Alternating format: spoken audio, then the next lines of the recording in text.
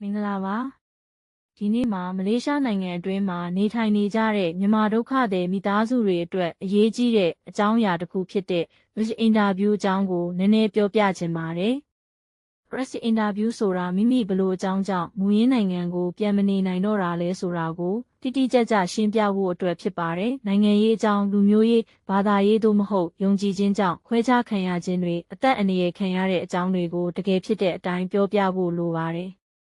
အင်တာဗျူးမတိုင်ခင်မှာမိမိရဲ့ story နဲ့အထောက်အထားတွေကိုစနစ်တကျပြင်ဆင်ထားတာအရေးကြီးပါတယ်။ဥပမာသက်သေအထောက်အထားစာများဓာတ်ပုံများသက်သေပြုလူများစတဲ့အချက်လက်တွေပါ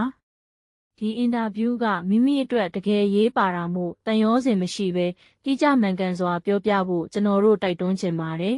။ကျေးဇူးတင်ပါတယ်။